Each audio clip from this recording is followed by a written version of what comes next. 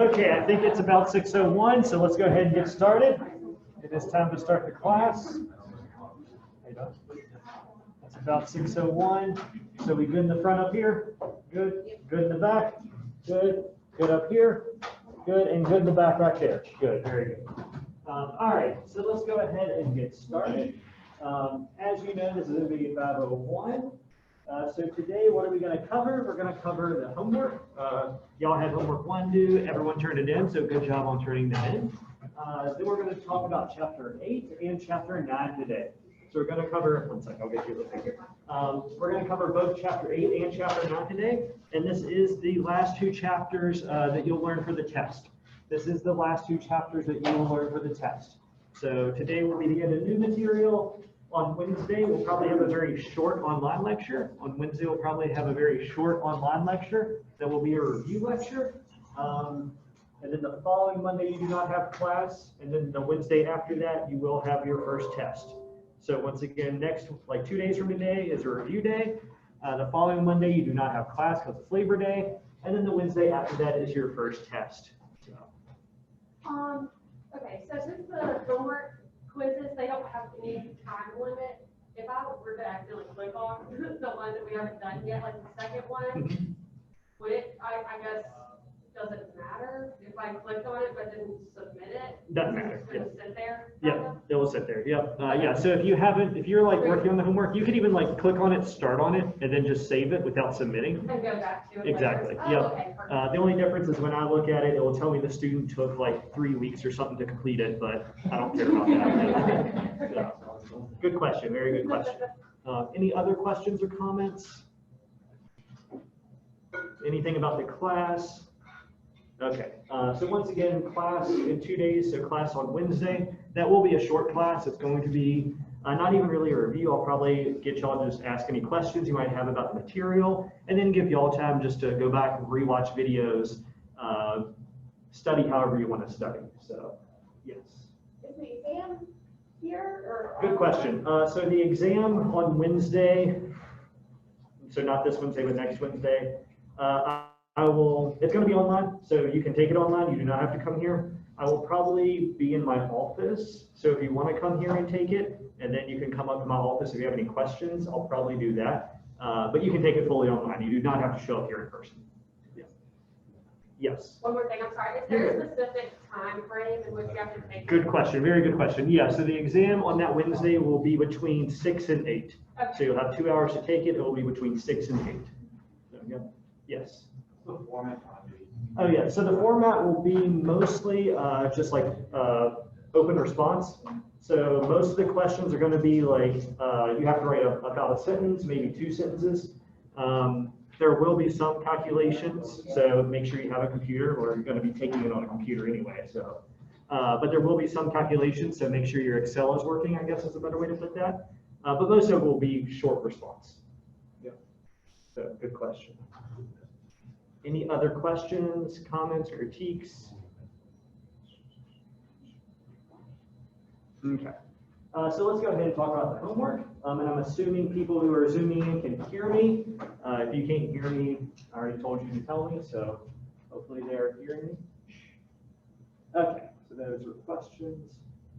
Okay, so let's talk about the homework. First, I want to say that good job. Y'all did a very good job on the homework. I was very, very, very happy about this. The most common grade was an A, so give yourself a pat on the back. This is higher than typical semesters, so I think part of that is usually this homework assignment is a full like written paper, so it is a little bit easier this semester. due to COVID, but y'all get to benefit from that. I'm not going to complain about that. As you see, the average grade was a 92.3, so very high. Average was an A, so good job. The standard deviation was 8.5. That's mainly because it was skewed. If you look at the distribution, the grades were pretty much like this, where we had very few D's and C's, and then we had tons of A's and B's. So the distribution was pretty much like this, with very few D's and C's, and then a lot of A's and B's. Isn't that working anymore? So good job on that. So for the questions themselves, things you should have noted was, first off, the data was very skewed. The data was very skewed, and I think everyone was able to pick up on that. So the supervisor mean was a 77.03, a median of 93, and a mode of 96, and the standard deviation of 31.62. Because the data was very skewed, the best indicator of central tendency was probably the median. We talked about that in class, where often we start with the mean, but if we think the data is very skewed in a particular manner, then we would use the median. Then we would probably prefer the median. But because this data was so skewed, we probably would prefer the median. The vast majority of y'all got that, so that was somewhat of a tricky question, but most everyone got that. Also, things to note was there were a lot of high performers for both variables. I think about 70% of the sample for both variables were high performers. And once again, most of y'all saw that. Most of y'all were able to recognize that most of the sample is high performers. One or two students sent me emails about this, but you could. This was not required, but you could if you wanted to. I'm going to close this door.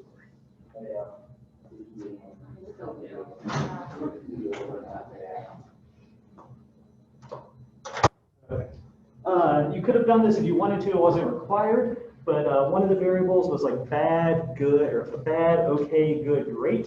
You could have recoded that to 1, 2, 3, and 4, and then calculate a correlation if you're really ambitious.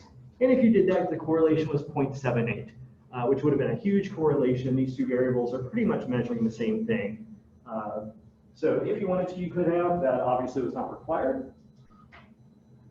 Other things with the homework is if the percentiles, there are the percentiles. So 10th percentile was 12.6. 50th was 93, and 90th was 99. And then there are the two questions. The first one was, would it numerically work to fire 10% of the workforce by choosing everyone who was rated bad by their coworkers? And the answer is yes, numerically that could work because that was 10% of the sample. So that would match 10% of the sample was rated bad. On the other side, you were also asked, would it numerically work to promote 10% of the workforce by promoting every employee rated 90 or above? What was the answer to that? No, that's correct. The answer was no. That's because about 70% of the sample was rated 90 or above. That's because about 70% of the sample is rated 90 or above. So once again, just because the numbers sort of match up 10 and 90 doesn't mean they actually match up. You actually have to look at the percentages and what the sample composition is like. Okay, the homework is available for you to review. So it is available on Canvas for you to review. I would strongly encourage everyone to look at it, especially if you didn't get 100. And if you think that you should have had something marked correct, please, please, please let me know. I've already had one student email me and they caught something that should have been marked correct. It's because Canvas will only let me enter one number as being correct. So there might be some of these questions where possibly 2, maybe 3, maybe a whole range of numbers would be correct, but Canvas only lets me enter one of them as being correct.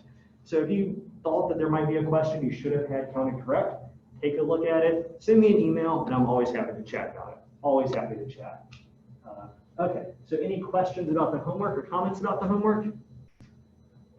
Or homework in general? Okay.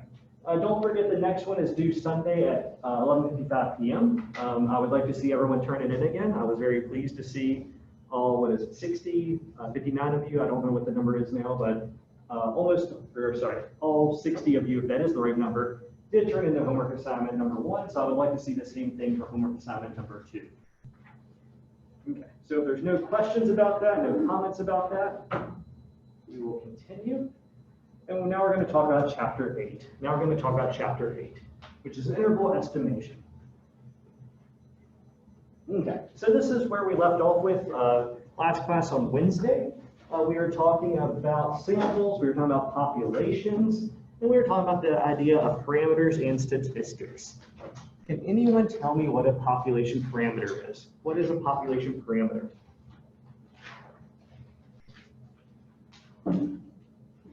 The statistical attributes of a population. Yeah, completely correct. Good job on that. Population parameter is a statistical attribute of a population. A population parameter is a statistical attribute of the population. So therefore, a population, as we remember from our last two classes, is the entire group that we're interested in. So this might be every employee in America. This might be every employee at your company. Like the one specific example I gave you all was also the one person I knew in grad school who studied people that were had amputated legs at a certain point. For that person, their population of interest was everyone who had that particular amputation done. So therefore, a population parameter is a statistical attribute of the entire group you're interested in. So this might be a mean. This might be a mean. And we might have our marker that doesn't work. We might have our population up here, and it might have a distribution like this. And we could think about the population mean as a population parameter. So the mean of a population could be the population parameter because it's a statistical attribute of the population. Why is this typically unknown? Why is this typically unknown? That's for the class. Why is this typically unknown?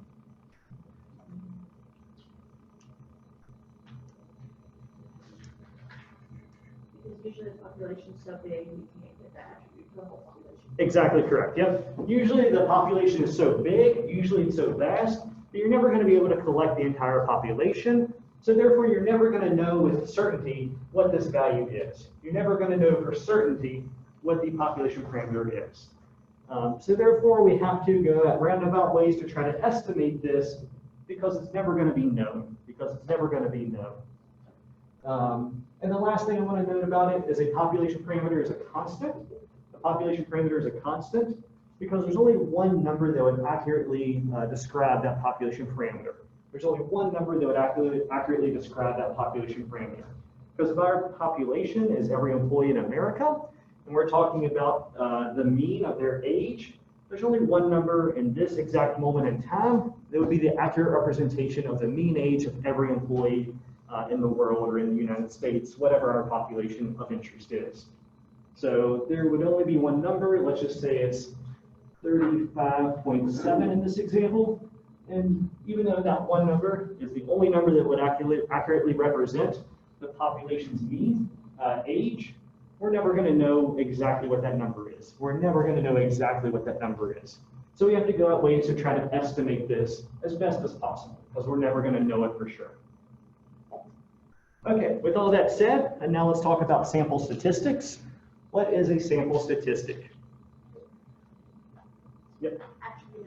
Exactly correct. A sample statistic is a statistical attribute of the sample. A sample statistic is a statistical attribute of the sample. So one way to think about this is we have our whole population here. We might take a subset of that population through whatever sampling method we want to use. And then from that sample, we can calculate the sample's mean age in this example. We can calculate this sample's mean age. So we have this huge population. We can take a few people from that population, a subset of that population, through whatever sampling method we want to use. And then we can calculate the mean age of that sample. Then we can calculate the mean age of that sample. And in this example, maybe the mean age of that sample is 33.2. Can we ever know that? Can we ever identify that? Yes, we can. We can identify that because we can collect a sample. We can actually get a sample. We can ask them questions, we can observe them, and then we can get numerical results and analyze their results. We can look at their results.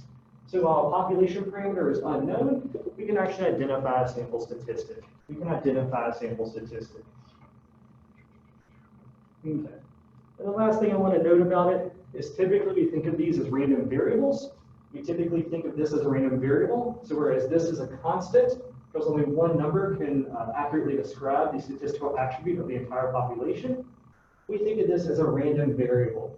That's because this number right here, our sample statistic, is going to differ based on the sample we collect. the sample statistic is going to differ based on the sample we collect. So we could collect another sample and calculate the mean, and this one it might be 30, I'm going to change this to make it easier. So this over here is 36, this might be 33.9. We could then collect another one.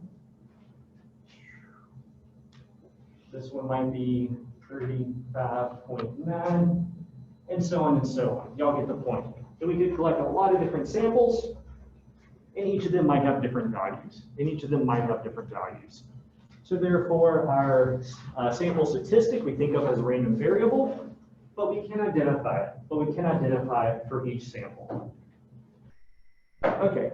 Any questions about those concepts? Because this is what we're building on today. This is what we're focusing on today. So I want to make sure we have that clear. Any questions about it? Forward once. Twice. Okay.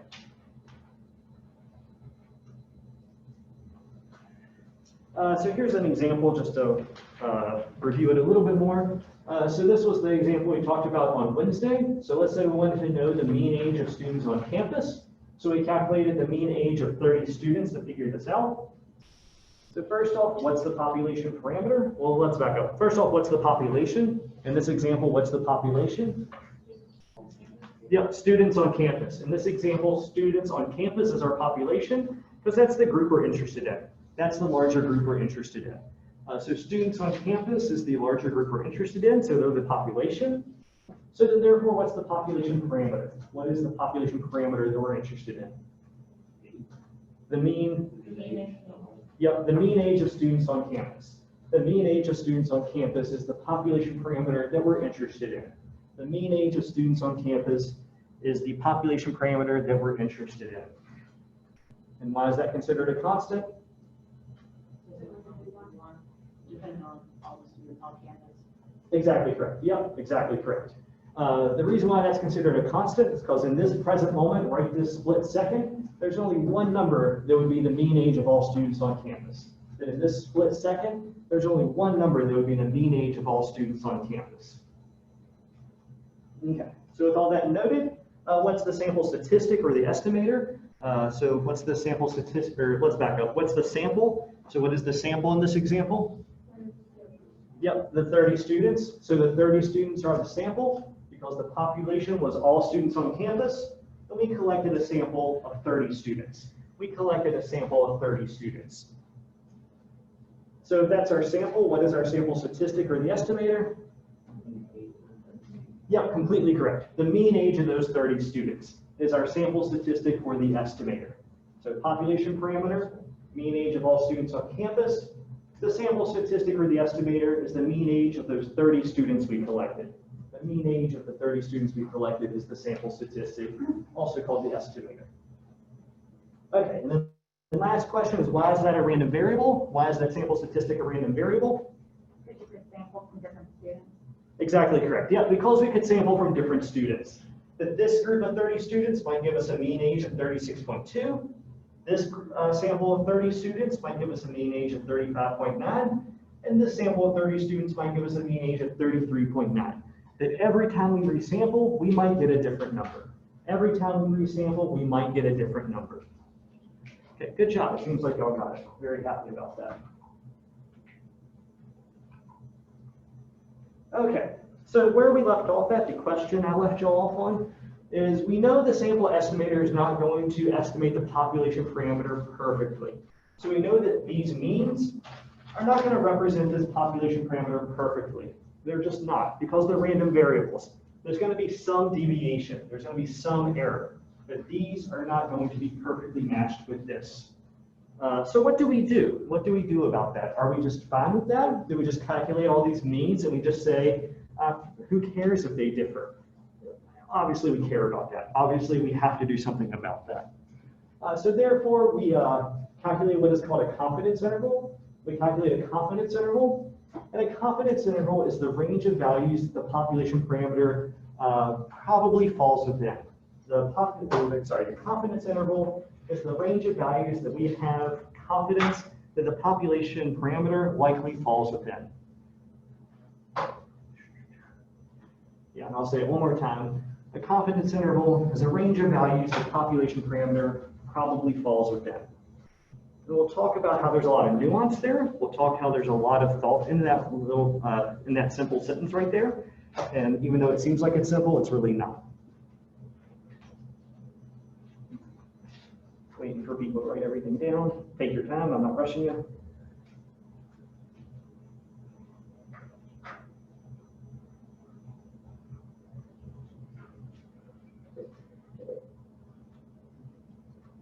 I think everyone's good now. Good, all too good. Okay. All right, so a confidence interval provides a range of values that with a certain level of confidence contains the population parameter of interest. So this is pretty much exactly what we said, is that a confidence interval provides a range of values that with a certain level of confidence contains the population parameter of interest. So for each of these samples we collected, we could calculate our confidence interval. So for each of those samples we collected, we could calculate our confidence interval. So for this one right here, we can collect our data. We can not only calculate the mean, but we can also calculate the confidence interval. And it might look something like this. 34.2 to 38.6. So for this sample right here, it might look something like that. That the mean of the sample is 35.9, and the confidence interval might range from 34.2 to 38.6. So from 34.2 to 38.6. And all this would say is that for this sample right here, for this confidence interval we calculated, we have a certain level of confidence that our population parameter falls within that range. We have a certain level of confidence that our population parameter falls within that range. And the reason why we like that, the reason why that's better than just calculating the mean, is because with just the mean, we don't really have an estimate of, well, how far might this possibly fall from the population parameter? How is this somehow related? But with the range, we can have more confidence that, hey, our population parameter is somewhere in here, and we can feel better about that. We can feel better about that. Whereas when we just calculate the mean, it's hard to tell if the population parameter might be over here, but statistically, if you're calculating a confidence interval, we can have a better idea about, well, where exactly might this fall? Where exactly might this fall? Any questions about that so far? Any questions about confidence intervals on the surface? Okay. So let's continue then. That's pretty much what I just said, so we'll skip that. Also, another thing I should note is we can also calculate confidence intervals for almost every inferential statistic. We can also calculate confidence intervals for every inferential statistic. And I want to say this early on, because we're going to talk about means because they're the easiest thing to think about. They're the easiest way to conceptualize this. But as we go through the semester, we are going to be able to calculate a confidence interval for any inferential statistic that we perform. So things like correlation, we can calculate a confidence interval. Things like regression, we can calculate a confidence interval. T-test, ANOVA, so on and so on. We can calculate a confidence interval for all of those. So remember that as we go through the semester, that this is not just going to be a theoretical concept. This is something we're going to apply over and over and over for all inferential statistics. So that also means that for all inferential statistics, we can get an estimate of the range the population parameter likely falls.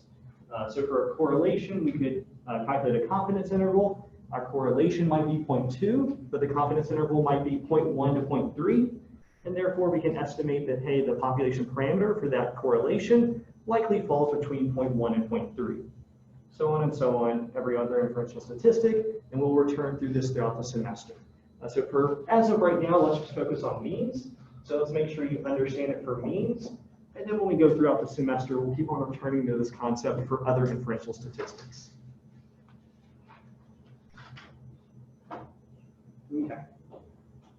Usually, when we calculate a confidence interval, you're almost always going to see a 95% confidence interval. You're almost always going to see a 95% confidence interval. That is the standard. It's very uncommon you'll see anything else. So therefore, the cutoff for the acceptable interpretable range is typically 95%. However, this is where the nuance comes in. This is where the nuance comes in, and this is where it gets a little bit confusing, but I'll walk you through it. This does not necessarily mean that 95% of the sample data lies within this interval. So this does not necessarily mean that 95% of the sample data lies within this interval.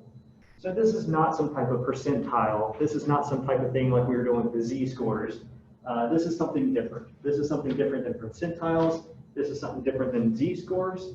This does not necessarily mean that 95% of the sample data lies within this interval. And the reason why is that picture right there. The reason why is that picture right there is you could very easily have a bimodal distribution, and you could calculate a confidence interval that could look something like that.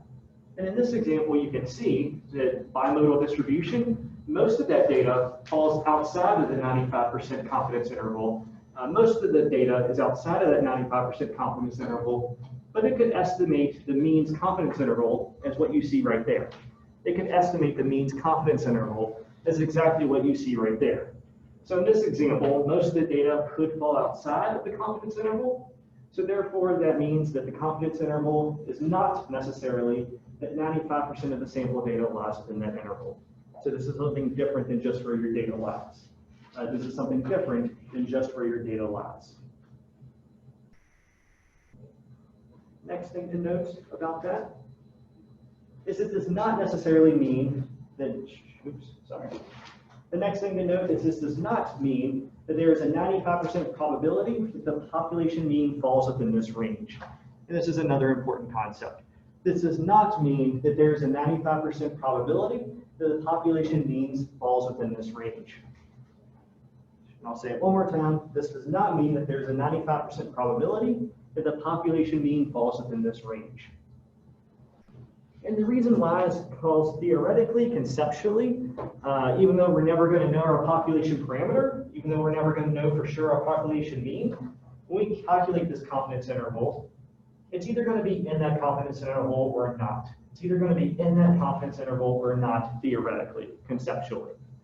So therefore, because the answer is yes or no, there's not this 95% chance it falls in there because the answer is either yes or no. The probability is either 0 or 1. So when you calculate this confidence interval, you cannot say, well, there's a 95% chance the population parameter falls there because A, you're not going to know that. A, you're not going to know the population parameter no matter what. But then B, it's either going to fall in there or not theoretically. It's either going to fall in there or not theoretically. There's not this probability in that manner associated with this. Okay. And this next one might sound like the same thing, but it is different. And this is what a confidence interval actually is. So this is what a confidence interval actually is. A confidence interval means that 95% of the hypothetically observed confidence intervals constructed from samples taken from this population will include the true value of the parameter. And that is a mouthful, but it does mean that 95% of the hypothetically observed confidence intervals constructed from samples taken from this population will include the true population parameter. And I'll let you all write that down before I explain this because this is something important to know. So I'll give you a second to write it down for those who are taking handwritten notes.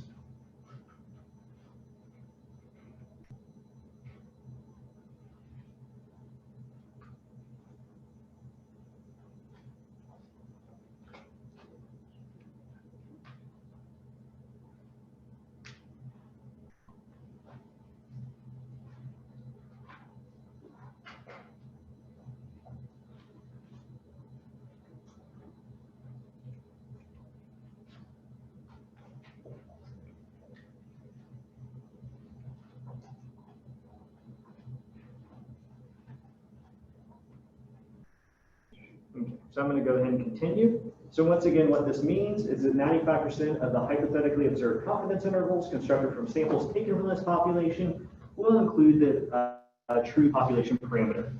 So what this means is, like we talked about before, is we could calculate a confidence interval, and we think we have a reasonable chance that our population parameter falls within that confidence interval. We think we have a reasonable chance.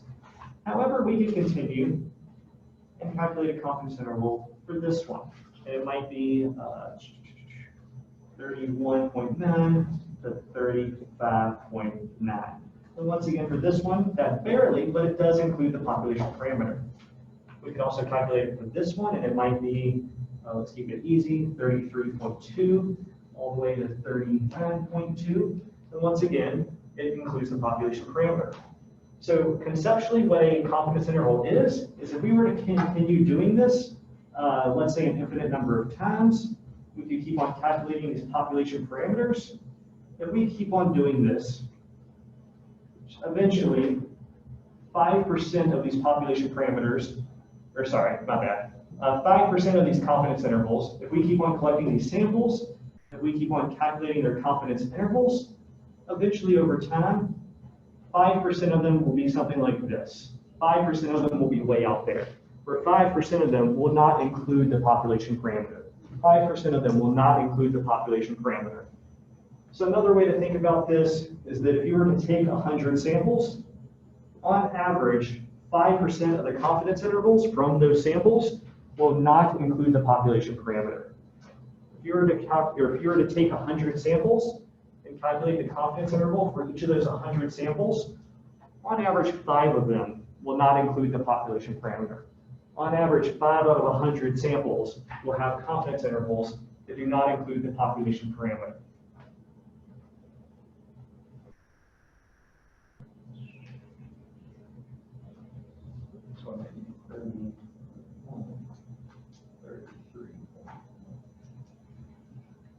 So as you can see, this one out here does not include the population parameter. You can calculate this confidence interval, and it has a range that does not include that population parameter, because it's one of those 5% that does not include it.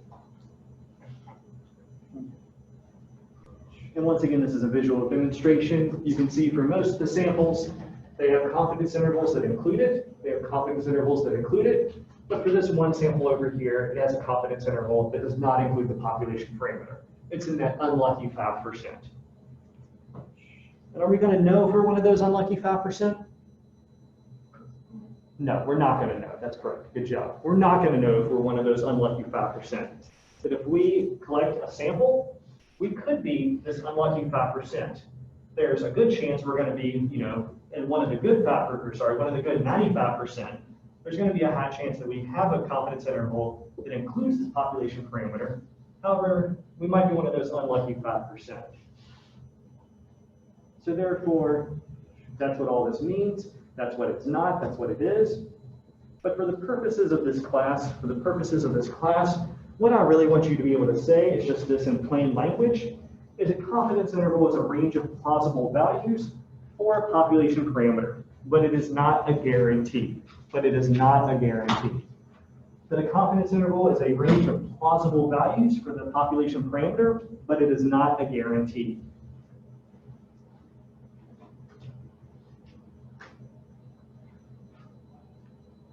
So therefore, I want you to know that if you collect a sample, if you calculate the confidence interval for the mean age, I want you to know that this is a plausible range of values for the population's mean age, but it is not a guarantee. It is not a guarantee, because once again, you might be one of these unlucky ones that has a confidence interval that's way far away from the population parameter, so therefore it's not a guarantee that these confidence intervals are correct.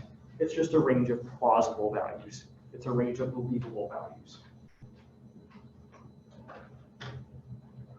Okay, and if you're confused by this, I know professors don't like to recommend Wikipedia that often, but I would recommend it in this case. At one point, I tried to make a page on helping understand confidence intervals, and then when I took a look at their page, it had pretty much everything that I wanted to say. So if you're confused by this, just look at Wikipedia's page on confidence intervals. It's very clear, straightforward, understandable. But this right here on the screen has what I want you to know about the definition, particularly that underlined part. So I think it could be reasonable that on a test, I could ask you a question of what is a confidence interval? And then if you told me what is in the underlined part, then I'd be happy with that. So Any questions or comments about confidence intervals? Any questions or comments about confidence intervals? Okay, so I think there's one or two other things I want you to know about them. Yeah, so this can also tell us whether we can from this also test whether with a reasonable level of doubt, the population parameter is significantly different than a certain value. So this is extremely important. This is the application of confidence intervals. So from calculating a confidence interval, we can test with a reasonable level of doubt whether the population parameter is significantly different than a certain value. So how would we do this? How would we go about this? So let's use our example from before with student ages. Let's use our example before with student ages. I'm going to erase this. Erase that.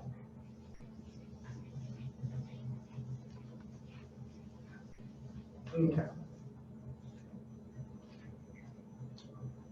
So let's say that we wanted to know whether the mean age of students on campus, or we wanted to know what that is. So we calculate the mean age of 300 students to figure this out. So we have the population parameter. We don't know what it is because we're never going to know that. But let's say the population is all the students on campus. We collect 300 of them. We calculate the confidence interval. And the confidence interval from this is 20.45 all the way to 22.01. 22.01. So therefore, based on this, first off, what is this telling us? What is this confidence interval right here telling us, just in plain speak? Sorry, say it a bit louder. Exactly. That our mean age of all students on campus, our population parameter we're interested in, is probably somewhere between here. We have a good reason to believe that the mean age of all students on campus is somewhere between 20.45 and 22.01. But we have a good reason to believe the mean age of all students on campus is between 20.45 and 22.01. So therefore, just based on that, we can say that there's a good reason to believe the mean age of all students on campus is between these two values. So this is how confidence intervals are most often applied, is then we could ask, can we assume that the population mean is likely different than 21 years old? So based on that, can we assume that the population mean is likely different than 21 years old? What do you all say? Can we assume that? Why can we not assume that? Exactly correct. Because it's between those two numbers. We're saying this is a range of plausible values. 21 falls within that range. 21 falls within that range. So we have to say that 21 years old could be a plausible population mean. And we cannot assume that the population mean is different than 21 years old. We cannot assume that the population mean is different than 21 years old. Because once again, this is the range of plausible values. 21 is in that range. So we cannot say that this is significantly different.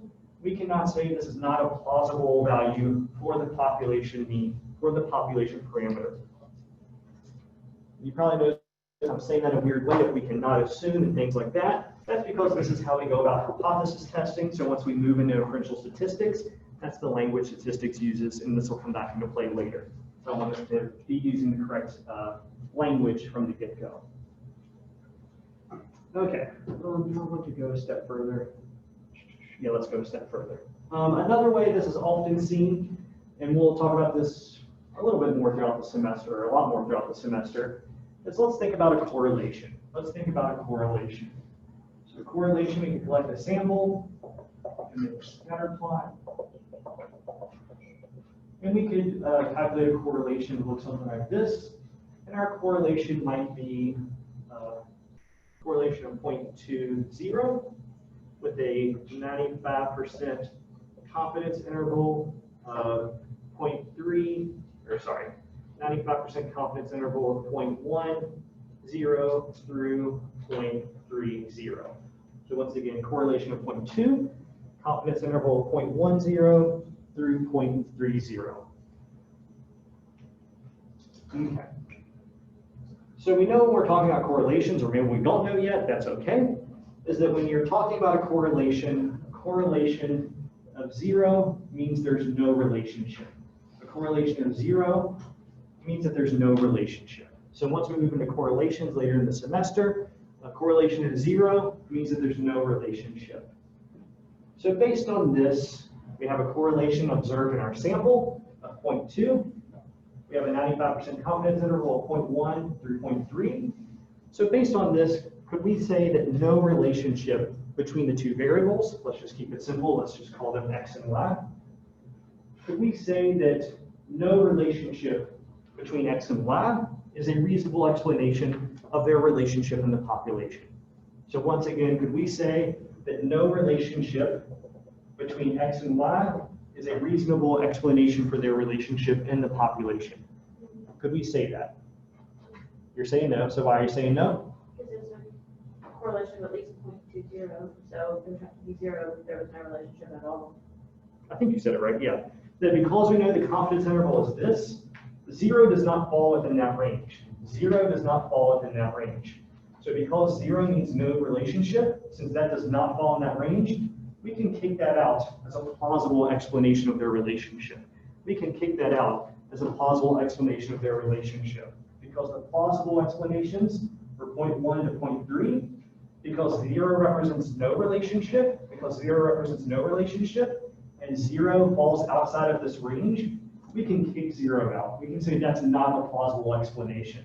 So therefore, we can kick out no relationship in the population. We can say that's not a reasonable explanation. It's not reasonable to assume that there's no relationship in the population. So therefore, we should assume there's some type of relationship between x and y, that the plausible relationship in the population is some type of relationship between x and y. I know that one was a little bit more confusing, so if this confused you, that's okay. We'll go back through it throughout the semester. Once we get to correlations, we'll cover this again. I'll pretty much say the same thing again in a few weeks. So if this is confusing to you, that's okay. I want you to make sure you understand this. That if we're thinking about just means, we have a population. We have a population parameter that we'll never know. Therefore, we collect a sample. From the sample, we can calculate a confidence interval, which is the plausible range of values for that population parameter.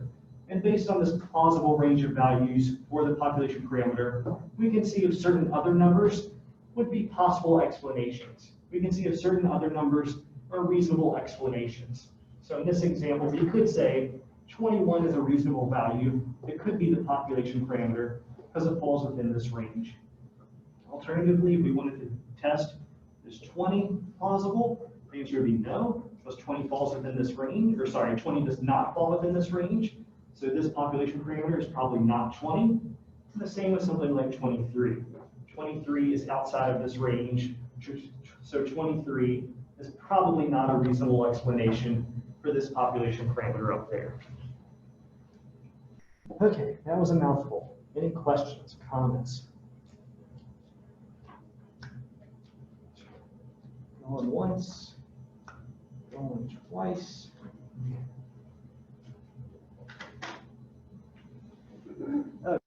Okay. So how do we determine this confidence interval? So we could assume a normal distribution, and we just use a stats program to calculate it for us. We just use a stats program to tell it to us. That's all we're going to do with it. You could, if you're really motivated, learn the mathematics behind the confidence interval. If you have the textbook, chapter 8 goes really in depth into that. I'm kind of surprised the introductory textbook would talk about this in such detail. I think it even gives you practice problems where you could calculate it by hand if you want to. I'm not going to make you do that. That is a waste of time in my opinion. However, if you're really motivated, if you really want to learn more about calculating confidence intervals by hand, go through chapter 8 in the textbook. And we're not going to cover that because stats programs these days will just do that for you. So, yeah. Any closing questions on confidence intervals? Any closing questions on chapter 8? Yes. So we need to know how to do it in the stats program for the midterm. That is a good question. The answer is at this point, I'm trying to think what the test is. Ask me again on Wednesday. Okay. Yeah, ask me again on Wednesday. I want to say my first instinct is to say no, but I'm not 100% on that. I will say for sure, with certainty, that I will ask you questions about this like conceptually and theoretically. So there will be conceptual and theoretical questions. I don't think I'm going to ask you to calculate it for the midterm, but I'll make that decision for sure by Wednesday. So good question. Any other questions or comments? Yeah, question in the chat. You keep saying probably not the population mean, but it could be correct. Yeah, so that's a wonderful question. So thank you, Ryan, for asking that question. Yeah, that's a wonderful question. So when we're looking at these confidence intervals, I said that things like 20 in this example would probably not be the population mean. So this is probably not the population mean because it's outside of this confidence interval. So question for the class, could it be? Could it be? So you are saying yes, why could it be? There you go, perfect, exactly correct. That this could be one of the unlucky 5%. This could be one of the unlucky 5%. But in actuality, our population parameter is shifted over like this, and this was one of the unlucky 5%. So that's why I kept on saying probably, as we say this does not follow this range, so it's probably not representative of the population parameter, but it certainly could. It certainly could. We cannot say with any certainty that this absolutely is not. We can just say that we have a good reason to not consider it a probable value, but we cannot say with any certainty. We cannot say with any absolute certainty. So very good question, Ryan. That was a wonderful question. So, yes. Just for the same question, like if you have another sample drawn from the same population, which includes 20 as a part of the 95% confidence interval, would you say that's a part of the population parameter since you have two different samples on the same population? Yeah, so you could get another sample. So you could get another sample that's like this, and it could be from 19.2 to 21.2. So 20 could fall there. Once again, it would be, in this case, the plausible range of values. It's a possibility. So if you were to collect only this sample, then yeah, it could be certainly a plausible value. If you collected both of these samples, then you have disagreeing data. Then you do have disagreeing data. And the answer is you would probably want to collect more observations. You would want to collect more data. And that's what, and this goes beyond anything we need to know in this class, but that's the idea behind meta-analyses. That's an idea behind meta-analyses. So for those who want to do research ever, there's a concept called meta-analyses where you can statistically take prior results and you can aggregate them together. You can take what other people did, take their numbers, and aggregate them together. And that's the exact idea behind it, is that if you look at all these results independently, you're going to get, let's kind of look at it like this, confidence intervals that look like that if you're to overlap them. So a lot of them are overlapping, some of them might not, some of them might be completely not overlapping. But then if you were to perform a meta-analysis that brings all of this data together, you might get a final confidence interval that's something like that. And once again, that will give you better support, but still cannot say anything with certainty. So did that answer your question? Yeah. Very good question. Yes. So you're saying basically the more data you have, the smaller your confidence interval is. Yes, typically. Because you're more certain, or it's more likely. With more data, your confidence interval tends to get smaller. We're still talking about 95% confidence interval, so we set that 5% error ourselves. Okay. It's just when we have more data, it tends to get smaller, but there's still that 5% chance it could be a mistake. Yep, so good question. Any other questions? Any other comments? Okay. And if y'all are ever are interested in academic research, I would heavily encourage you to look into meta-analyses. They're a fascinating concept. There's so many statistical nuances to it. And I'll say this one thing really quickly that's interesting about meta-analyses is you have researchers who might have a collection of 50 studies, and they might show that some of these, like, oh, this one excludes 0. So let's say 0 is, let's say this is 0 right here. So it's there, right? This excludes 0, it's significant, not significant, significant, not significant, significant, but in the other way. So negative significant, significant, significant. Y'all get the point? If you're a researcher, you can do a meta-analysis, and there's been some really interesting ones to show that just coincidentally, all of these that were significant were all published by the same author. whereas all the ones that were not significant were published by tons of different authors. So sometimes it's been evidence, and people went and investigated it and found support that these people are making up data. There's been other cases to show that those people weren't adequately reporting what they were doing. So things like medical studies where they weren't reporting that, oh, we're also giving them vitamins in addition to our medicine, things like that. So really fascinating, super fascinating. I could talk about that for days, so we'll not do that. Okay, so that is all of chapter 8, if there are not any more questions. Okay, so let's go ahead and talk about chapter 9, which is a very similar concept. In hypothesis testing. Very similar concept. Okay.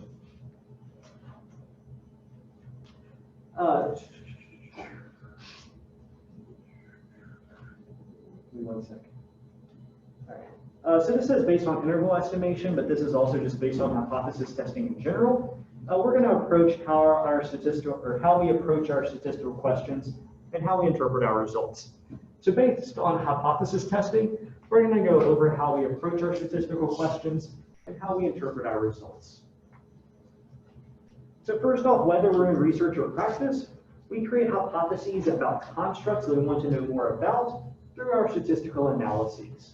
So we create hypotheses about our constructs, and this is true for research or practice. And then our hypotheses propose that a relationship exists between our constructs of interest. Then our hypotheses propose that a relationship exists between our constructs of interest. So just to keep, so to keep it as simple as possible, I'll draw it over here. To keep it as simple as possible, our hypothesis might be that X is related to Y. That is the simplest you can put it. Our hypothesis might be that X is related to Y. That our hypotheses propose that some type of relationship exists. So it might be job satisfaction relates to job performance. It might be that your individual difference of social courage relates to your employee voice behaviors. It might be that if you're a company in the American South, you're going to have better revenue than a company on the West Coast, et cetera, et cetera. Your hypothesis is going to be that some type of relationship exists. And those are more examples. So those are more examples if you want to write them down. However, whenever we create these hypotheses, there's also an implicit null hypothesis. And the null hypothesis proposes that no relationship exists between our constructs of interest. The null hypothesis proposes that no relationship exists between our constructs of interest. So our null hypothesis for X equals Y is that X does not, for X relates to Y, the null hypothesis for the hypothesis of X relates to Y is that X does not relate to Y. So our hypothesis might be that X relates to Y. The implied null is that X does not relate to Y. So you could also draw it like that. So for example, if our hypothesis was that job satisfaction causes higher job performance, the implied null hypothesis is that job satisfaction has no relationship with job performance. Job satisfaction has no relationship with job performance. If our hypothesis was that a certain set of factories perform better than another set of factories, let's just say better and not between, a certain set of factories perform better than another set of factories, the implied null hypothesis would be that the two sets of factories have equal performance. The two sets of factories have equal performance would be the implied null. And then for the last example, if our hypothesis was that a new training program is more effective than an existing training program, the implied null is that the two training programs are equally effective. The implied null is that the two training programs are equally effective. So in each of these examples, you can see that our hypothesis, or the proposed hypothesis, is that some type of relationship exists, wherein the implied null hypothesis is that no relationship exists. The implied null hypothesis is that no relationship exists. Okay, so when performing analyses, inferential statistics, we test the validity of these competing hypotheses. And in fact, we test more so the null hypothesis. In fact, we more so test the null hypothesis. But in general, we test the validity of these competing hypotheses, and we tend to, or not tend to, what we do is we tend to test the validity of the null hypothesis. So therefore, because of this, we tend to say we do not say we accept a hypothesis.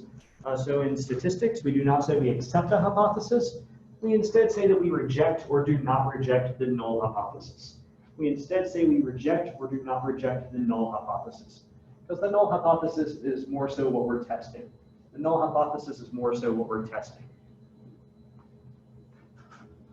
And also we might talk about it a little bit further, but there's a lot greater theoretical implications, and there's a lot greater burden of proof to accept a hypothesis than it is to reject or not reject the null. There's a much greater burden of proof that's associated with confirming a hypothesis than it is with rejecting or not rejecting the null. So therefore, we do not accept a hypothesis. Instead, we say whether we reject or do not reject the null hypothesis. Okay, and we make this decision based on the results of our inferential statistics. And this is something we'll revisit many times throughout the semester. I'm continuously going to revisit this throughout the semester. Okay, so then based on that, so from here we can accept or do not reject the null. We can reject or do not reject the null. So we can reject or do not reject the null. The one question you might be asking is, can we ever make the wrong decision? Can we ever make the wrong decision when it comes to rejecting or not rejecting the null? And the answer is yes, we certainly can. The answer is yes, we certainly can. And the frequencies are often higher than we like to think they are. The frequencies of making one of these mistakes is often higher than we like to think that they are. So these are the terminologies we're going to use when we make these wrong decisions. Let's say there's an instance where the null hypothesis is true. Let's say there's an instance where the null hypothesis is true. But we determine that we should reject the null. That is called a type 1 error. That is called a type 1 error. So there's an instance where the null hypothesis is true, but we reject the null. That is a type 1 error. And then the other type of error we can make when it comes to hypothesis testing is type 2. A type 2 error is when the null hypothesis is false, but we do not reject the null. So type 2 error is when the null hypothesis is false, but we do not reject the null. That's a type 2 error. So type 1 is when the null hypothesis is true and we reject it. Type 2 is when the null hypothesis is false and we do not reject it. Type 2 is when it is false and we do not reject it. And I believe the next slide, yeah, so that says that again, but same thing I exactly said. So if you need PowerPoint, it's on the PowerPoint. Yeah, so that's what I just said. Okay, so one question you might have is, what is the likelihood of committing a type 1 error? We know that the type of errors we can make when it comes to hypothesis testing are type 1 and type 2. So what's the likelihood of committing a type 1 error? And we are most concerned about committing this type 1 error. So we are most concerned about committing a type 1 error. That is the one we're most concerned about. So for this reason, we set the type 1 error rate ourselves. For this reason, we set the type 1 error rate ourselves. And if you remember, just now we were talking about the 95% confidence interval, and we have a 5% chance. And I mentioned that we set the 95% chance ourselves. This directly relates to our type 1 error rate, which would be 5%. This directly relates to our type 1 error rate, which would be 5%. So as I mentioned before, once we get into inferential statistics, and once we calculate these confidence intervals, and once we do hypothesis testing, we're going to set a 95% confidence interval ourselves. We're going to set an alpha of 0.95, which we'll talk about in a little bit. We set that ourselves, and this directly relates to our type 1 error rate, which would be about 5%, which would be 5%.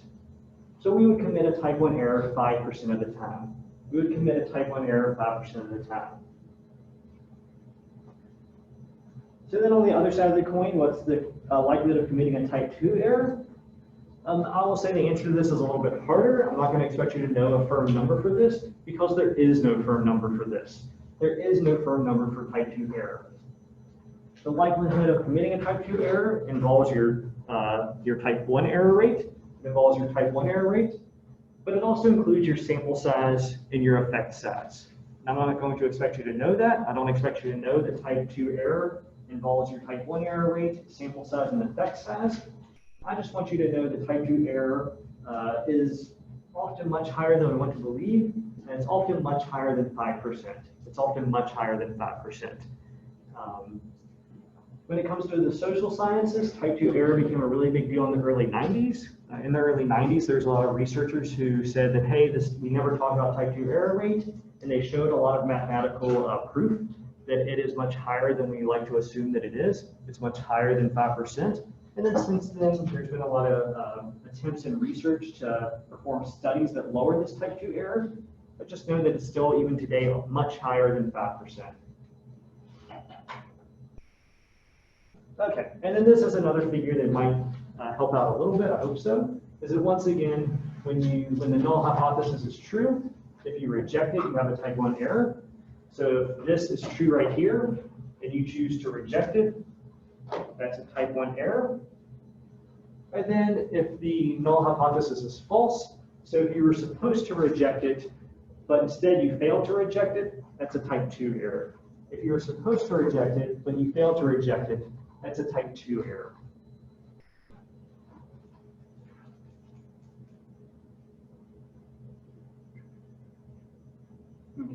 Any questions with those concepts so far? Any questions with those concepts?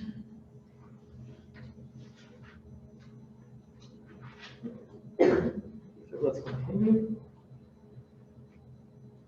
All right, so how does all this work? This is still a little bit hazy. So we're going to talk about the most basic form of inferential statistics, almost entirely using concepts that we've already discussed. And once again, all this is building the building blocks of inferential statistics. All this is the building blocks of inferential statistics. So everything we're covering now will come back throughout the semester. So if you're not completely clicking with it now, once we start actually doing hands-on exercises, hopefully it will start making more sense again. Okay. So let's say we're interested in testing whether for a single variable, the population mean is significantly different than a specified value for that variable. This is typically not something we would test, but it's a good starting point. Is that let's say we're interested in testing whether for a single variable, the population mean is significantly different than a specified value for that variable. So let's say that we're interested in testing whether the population mean is significantly different than 30. Let's say the population mean is significantly different than a value of 30. So first off, what is our hypothesis, or what is the alternative hypothesis? So what is our hypothesis, or also called the alternative hypothesis?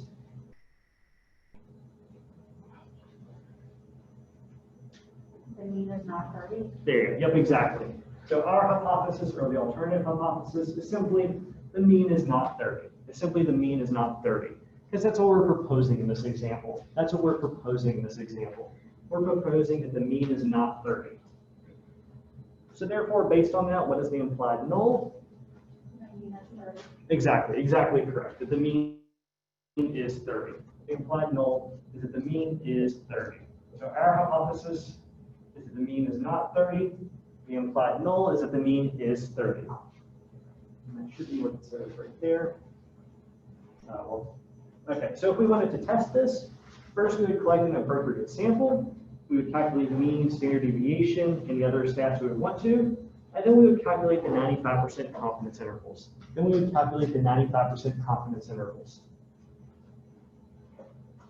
So based on this, we then determine whether our 95% confidence interval contains the specified value. So let's say that we got a sample, calculated the confidence interval, and it ranged from, let's say, 25 to 29. Let's say it ranged from 25 to 29. So we could do all that. But then how do we interpret this result? based on our hypothesis testing? How do we interpret this result based on how we approach our hypotheses? And the answer is, if the 95% confidence interval contains this value, we cannot assume that the population parameter is different from this value. So if the confidence interval contains this value, we cannot assume the population parameter is different from this value. So we would fail to reject the null, because we cannot say that in this case our observed results are more than random chance, but ignore that second bullet point for now. That second bullet point, we cannot say that our observed results are more than random chance. Ignore that for now, we'll get more into that later. If the 95% confidence interval does not contain this value, we can assume the population parameter is likely different from this. And we can reject the null, and we can reject the null being the mean of 30. So based on this example, based on this confidence interval, does that confidence interval contain a value of 30? No, it does not. It does not contain 30.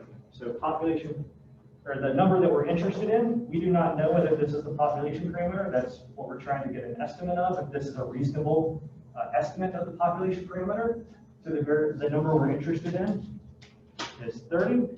So from here, we would see that 30 falls outside of this confidence interval. 30 falls outside of this confidence interval. So then based on that, would we reject or would we fail to reject the null? We would reject. Why would we reject the null? Someone say it with more confidence. Yeah. So this is the plausible range of values.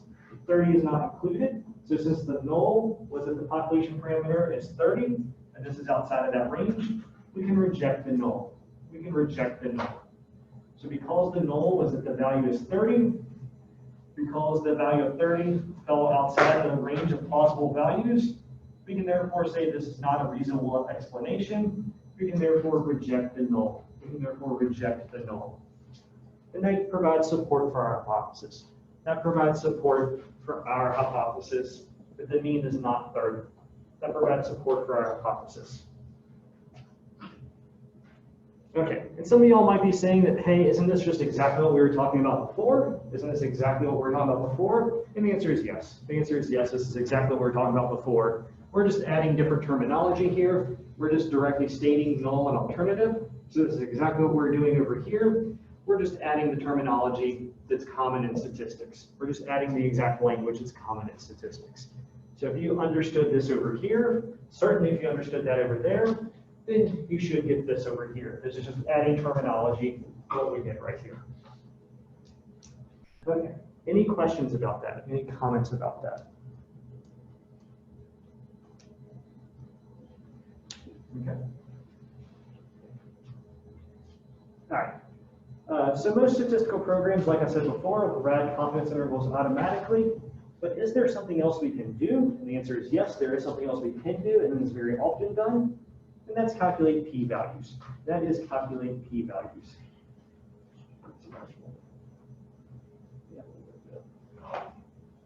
Do y'all want to take a break or do y'all want to keep going? I think we probably have another 25 minutes to go, maybe between 20 and 30. So raise your hand if you want to take a break. So that's one person. Raise your hand if you want to keep going. All right, so that's pretty much everyone. Let's keep going then. So if you need to take a break, you can walk out of the classroom, that's fine. Okay, so the other thing we can do other than confidence intervals is we can do p-values. We can do p-values.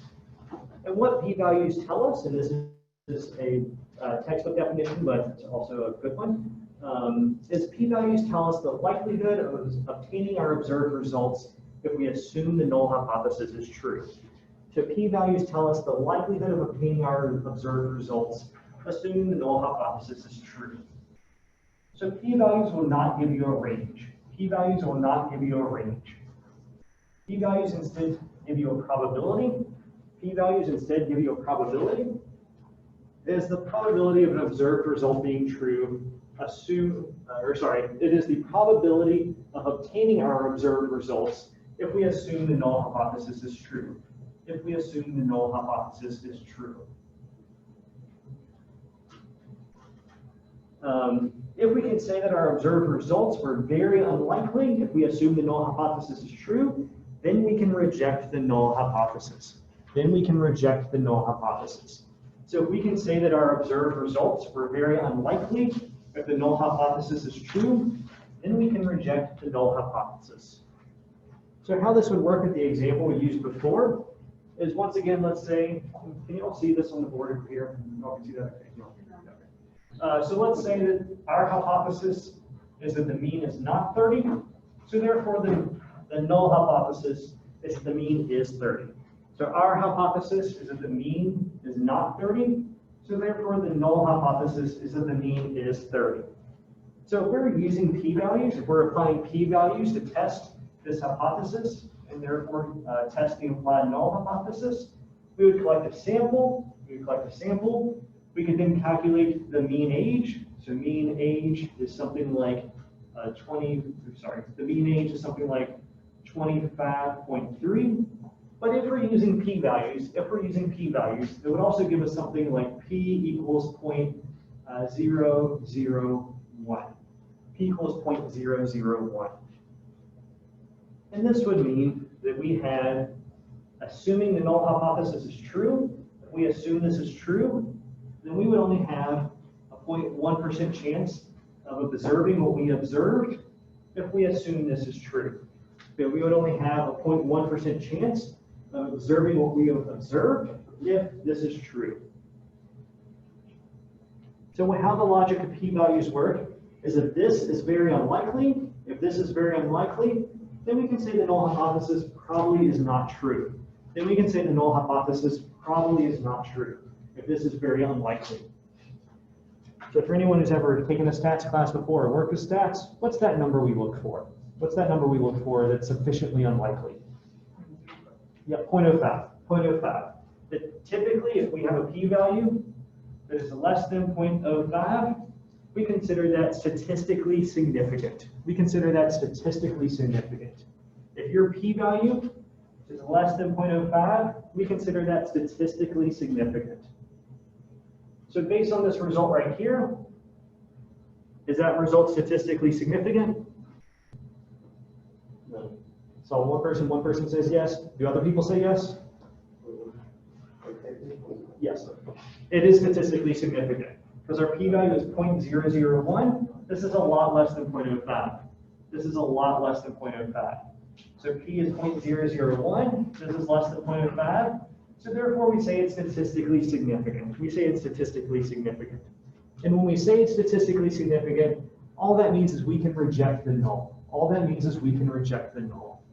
So based on this, our p-value is less than 0.05, so we can reject the null.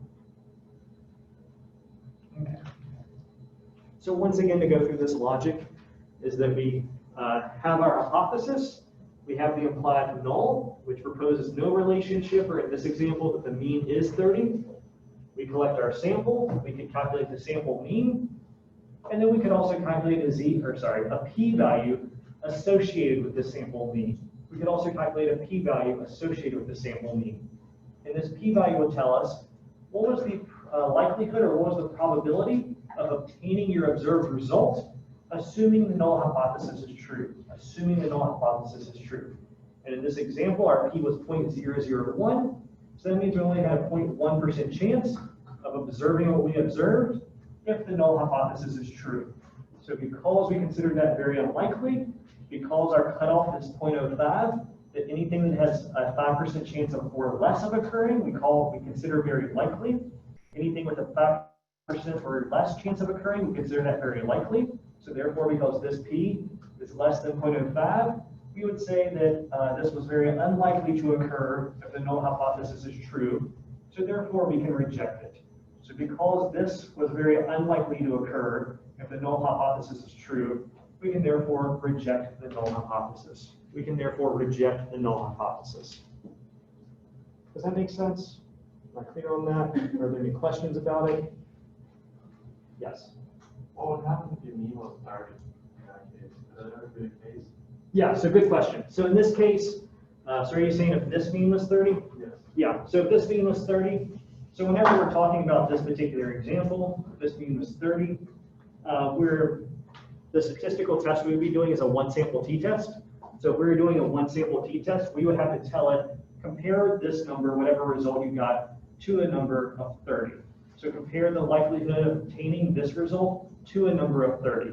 So if our actual observed result was 30 and we're comparing that to a number of 30, then our p-value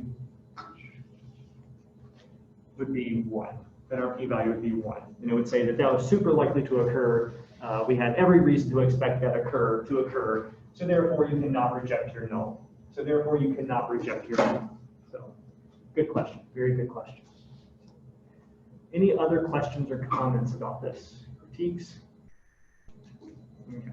So one thing I want you to know, if you take anything away, is the p-value is the likelihood of observing your result if we assume the null hypothesis is true. So p-value is the likelihood of observing your result, assuming the null hypothesis is true. If your p is less than 0.05, we say that is statistically significant, and we can reject the null. P less than 0.05, we can reject the null.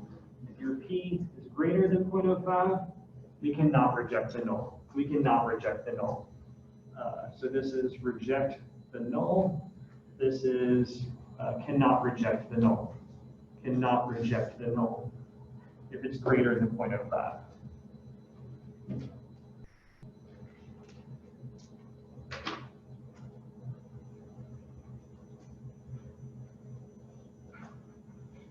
Yeah.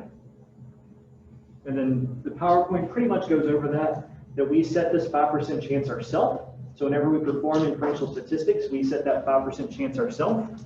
So this, once again, corresponds to, we do have a 5% chance of committing a type 1 error.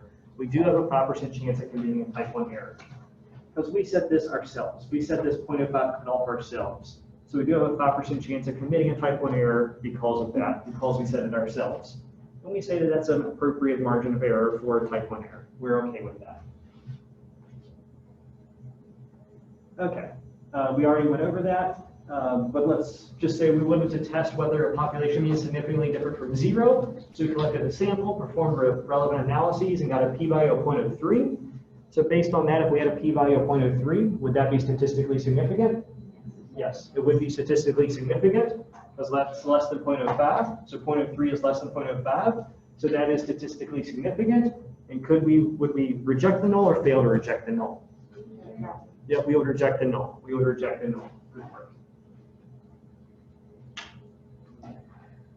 And when you're studying for this, I would say also go back through and ask yourself those 4 questions and see if you can answer those. See if you can answer those.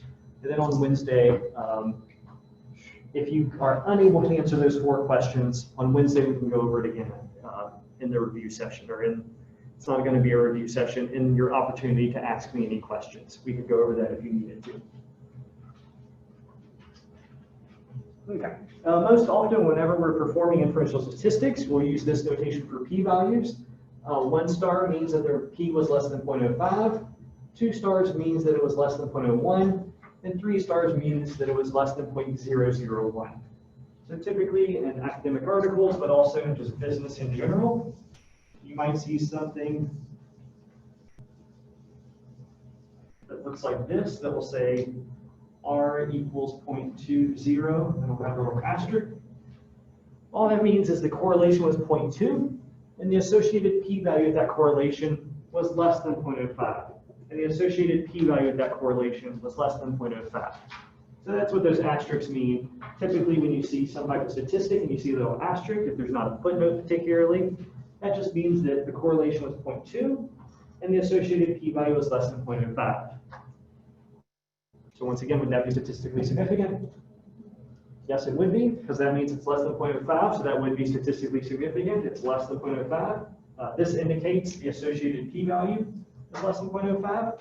So it is statistically significant, and we would reject the null. We would reject the null. Okay. Continue.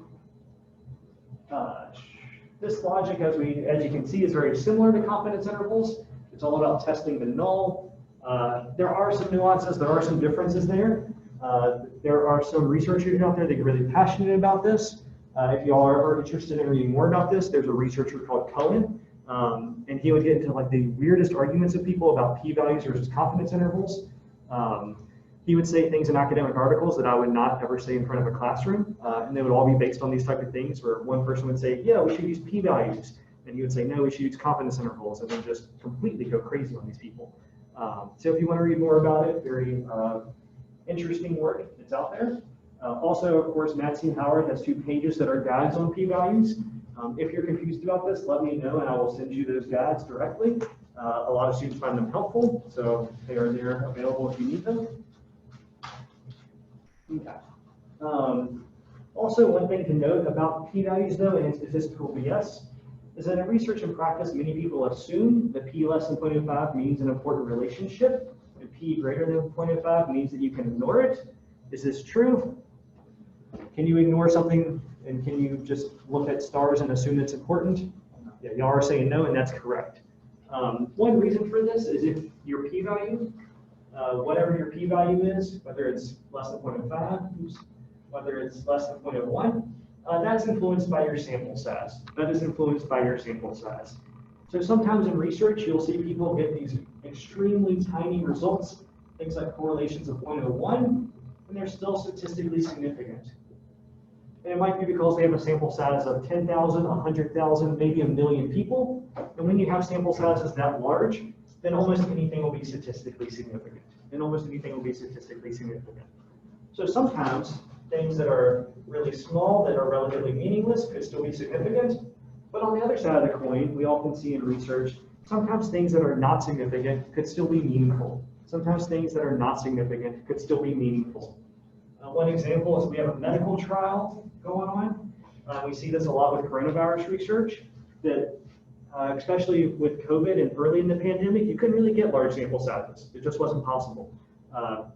Often because there's a lot of patient rights, there's a lot of protections against just giving out random medicines to people. So you might have samples as small as 20 people in each group. And then at the end, you might have one group where no people died. And in the other group, you might have had 5 people die. That's a huge difference. That's an amazing difference. You not only saved 5 lives, theoretically, but you reduced mortality by 25%. In this group, 25% of people died, whereas in this group, 0 people died. That could be huge. That could be amazing. If you could save, and in this instance, it was everyone, if you could save everyone, that would be life-changing. That would be world-changing. But if we performed a chi-square test on this, it probably would not be statistically significant. You'd probably get something like a p equals 0.10 because the sample size is so small. Because the sample size is so small. And that's one reason why COVID research right now is so controversial, is you have a lot of these small sample size studies getting really powerful results, but p-values are above 0.05, sample sizes are small, so at best they can say this is evidence, we need to study it further, and then they do a larger study with a sample size of 400, but it takes 6 months to complete. But then it takes 6 months to complete. So that's one reason why a lot of research right now on that is going slow, because you get these initial small sample size studies, you get very, they're good results, but not great, but then you have to go do the larger study. So, okay. And that's all that says. And that's all that says. Yeah, and then we also talked about how p-values are not always correct. We talked about how p-values will give incorrect results at least 5% of the time, and the type 2 error rate is even higher. So just because something is significant, don't assume it'll be significant every time. You might collect a lot of different samples, and sometimes it's significant, sometimes it's not. So sometimes when people are doing research, there's sometimes a suspicion that they get a finding that's really interesting and it's significant, and it gets them an interesting top-level publication. Sometimes people will go back and try to replicate what they found, and they might get much smaller results that are not significant. They might get much smaller results that are not significant. And this is just due to natural sampling variation. This is just due to natural sampling variation. That even when there might be a relationship of 0 in the population, even when your population parameter is indeed 0, most of the time you'll get samples that are not significant, but then just due to random chance, every now and then you will get a sample that is significant. Every now and then, just due to random chance, you will get a sample that is significant. And that's just due to natural sampling variation.